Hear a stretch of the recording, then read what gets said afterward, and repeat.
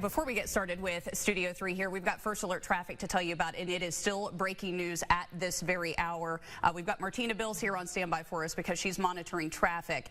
But it's been a mess all morning long on one of our main roads in the area, 64 in through Cabell County, and the interstate has been shut down for hours now, both directions at times, causing delays. Martina, I know you've been following it all morning long.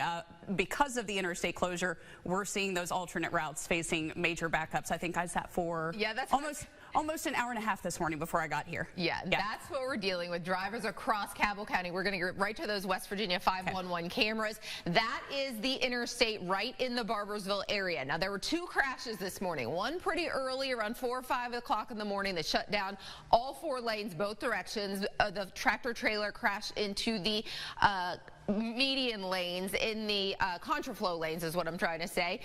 So we are trying to, that actually closed the interstate for quite a while in both directions. And then once they opened the eastbound lanes, another tractor trailer crashed in the eastbound lane. So all directions of Interstate 64 in Cabell County closed at this time, and there's no word exactly how long they will be closed. So definitely expect delays, not just on Route 60, but also just on Interstate 64 and Route 60. This is right at the 29th Street exit. These are the eastbound lanes heading toward Barbersville. You can see tractor trailers, cars just stopped at a standstill. So we're going to show you a few of those detours to tell you about. This is Route 60, dark red, all the way from Barbersville all the way up to Milton.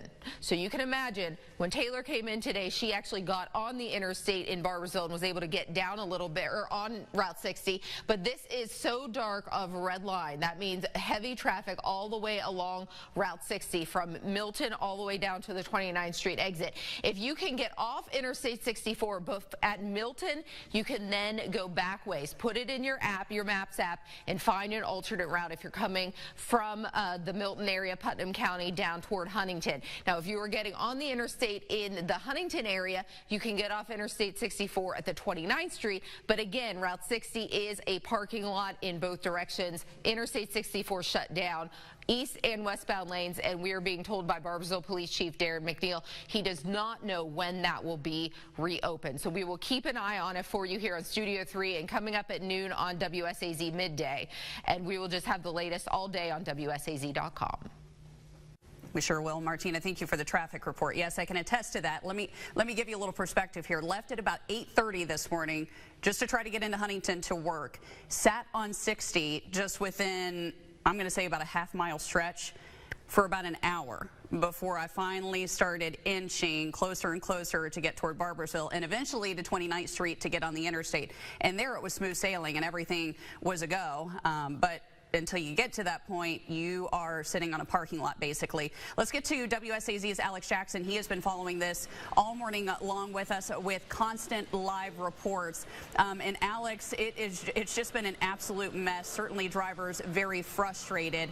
And I know we've reached out to DOH to try to figure out, are they going to put any traffic control measures in place while this is still a problem? So what's the latest that you're seeing? What area are you located at right now?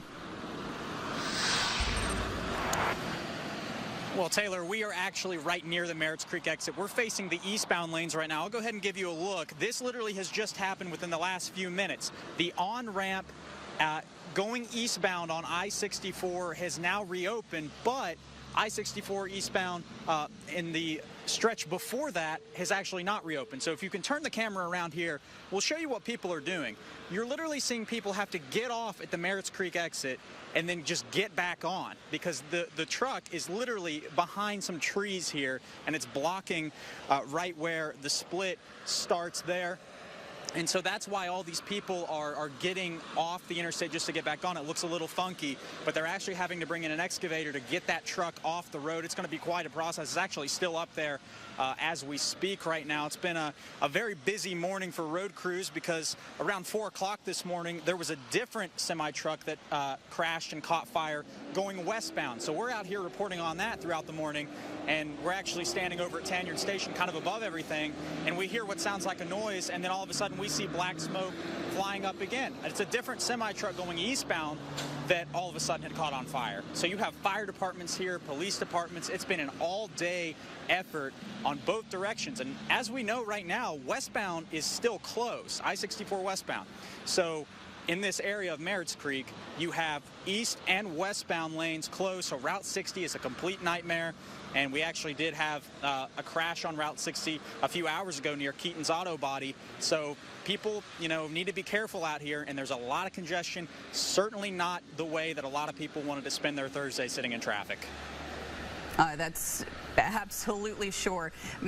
Alex, thank you so much. And he mentioned that crash on 60. That had cleared up by the time that I made it through that area. But that's a good reminder for those of you that are taking that detour.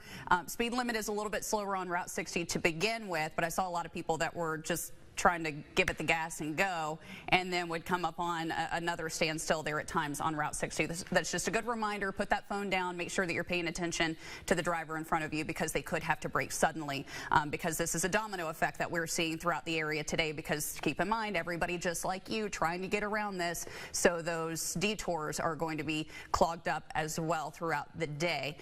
But this is expected to be a mess well into the afternoon, into the evening hours. Tim Muir is out there for us too. And he's been out kind of driving the interstate to try to give you a better idea of the situation. Tim, good to see that eastbound traffic is finally moving, but westbound still a nightmare for those that have to get out and about today. Taylor, it's interesting because in the section where we are eastbound, nothing is moving. We are about, as you can see from that sign there, 3 miles from what's known as the Barbersville exit, which most people call the Merritt Creek or Target exit. So we're 3 miles from there. We haven't really seen this move in a long time. A lot of these cars that we're looking at right here, we've passed just walking. The only way to get through is just to walk. When you look up and down, if you see the green sign up there by the truck, that's the 29th Street exit westbound. Before we took the 29th Street exit eastbound and came off the interstate, it wasn't backed up like this. It is completely backed up. Where are you folks headed? Milton. Heading to Milton? No luck? No. Oh, boy. What a mess. Absolute mess right now. We're sorry. We wish we could report something better for you. Now, here's a sign right here, a sign of the times on this road. This is a DOH truck. The DOH truck can't even get through. And Robbie, if you step out here and I'll show you, this is why the DOH truck couldn't get through. People are literally out walking in their cars, walking outside their cars right now because there's nowhere to move. So the DOH truck decided to take off and head back the road. He's literally backing up the interstate right now. So this is the only way around. Walking is the only way around. Robbie and I are going to continue to walk down towards the Target exit, and at some point, it'll be a meeting of the minds when we meet up with Alex. And maybe I wasn't sure, I didn't hear whether he is westbound, but we are eastbound, and currently eastbound right now, approaching the Barbersville/Target exit. This is the only way to move, is to walk. So we're just going to continue to walk. We've passed dozens and dozens of cars that really haven't moved at all. So we'll see what happens. We'll have another report coming up for you at about 11:30 here on Studio 3.